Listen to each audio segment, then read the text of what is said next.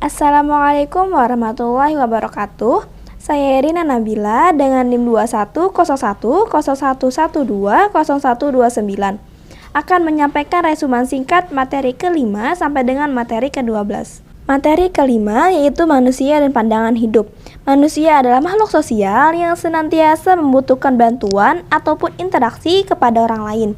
Sedangkan pandangan hidup adalah suatu wawasan menyeluruh terhadap kehidupan yang terdiri dari kesatuan rangkaian nilai-nilai luhur dan pendapatnya dapat dijadikan sebagai pedoman ataupun arahan hidup.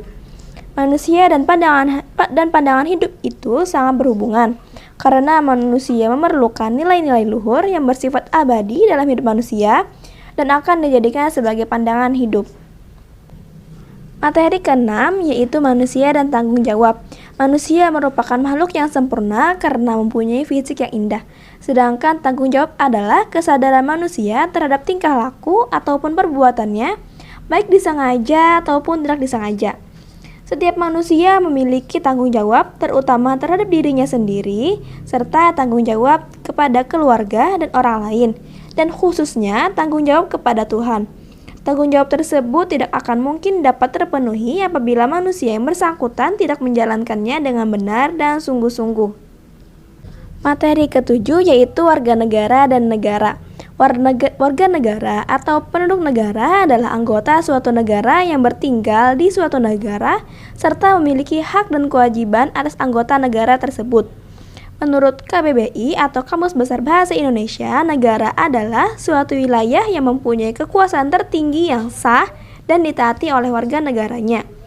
Apabila suatu negara tersebut tegas terhadap warganya, maka akan majulah negara tersebut aman, tentram, dan sejahtera.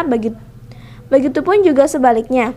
Apabila negara tersebut tidak tegas terhadap warganya, maka tidak akan berkembang dan maju negara tersebut sehingga tidak akan tentram dan tidak akan sejahtera negara tersebut. Materi ke-8 yaitu agama dan masyarakat.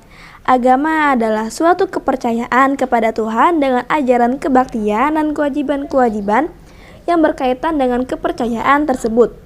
Sedangkan masyarakat adalah sekelompok manusia yang membentuk sebuah sistem dan adanya interaksi antara individu dengan individu di dalam kelompok tersebut. Agama dan masyarakat merupakan suatu organisme sosial yang utuh karena terdapat hubungan permanen antara satu dengan yang lainnya, dan agama dapat berfungsi sebagai pelindung tatanan sosial di masyarakat. Materi ke-9 yaitu manusia dan keadilan. Manusia adalah makhluk ciptaan Tuhan yang Maha Esa. Manusia didudukan sesuai dengan kodrat, harkat, martabat, dan hak dan kewajibannya. Sedangkan keadilan adalah harapan yang dapat dirasakan oleh seluruh manusia dan juga merupakan sebuah cita-cita luhur setiap negara untuk menegakkan kebenaran. Di dalam mengatur hubungan kodrat manusia ini perlu adanya keserasian, keseimbangan, kesesuaian, ataupun kesamaan dalam tingkah laku baik untuk kepentingan individu maupun kepentingan umum. Kemampuannya demikian itu tercermin sebagai tingkah laku adil yang kemudian menjadi tujuan manusia dalam mengatur kehidupannya. Oleh sebab itu, keadilan menjadi tumpuan harapan manusia. Dan dengan kesadaran keadilan, manusia akan menciptakan hati nurani sesama manusia. Materi ke-10 yaitu masyarakat perdesaan dan masyarakat perkotaan. Masyarakat perdesaan adalah sekelompok orang yang hidup bersama dan bekerja sama, yang berhubungan secara erat dan tahan lama dengan sifat-sifat hampir sama di suatu daerah tertentu dengan bermata pencaharian dari sektor pertanian atau agraris. Sedangkan masyarakat perkotaan adalah sekelompok orang yang kehidupannya tidak mau atau mungkin tidak ingin bergantung kepada orang lain. Hubungan masyarakat perdesaan dan masyarakat perkotaan yaitu hubungan yang erat, bersifat ketergantungan dalam keadaan yang wajar dan saling membutuhkan. Materi ke-11 yaitu pelapisan sosial dan kesamaan derajat.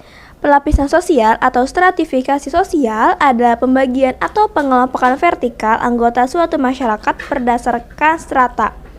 Persamaan derajat setiap masyarakat Indonesia sebagai warga negara tidak dapat dipisahkan dalam pelaksanaan hak dan kewajibannya serta pelaksanaan undang-undang dan kewajiban tersebut dijamin oleh peraturan perundang-undangan yang diundangkan oleh pemerintah melalui DPR.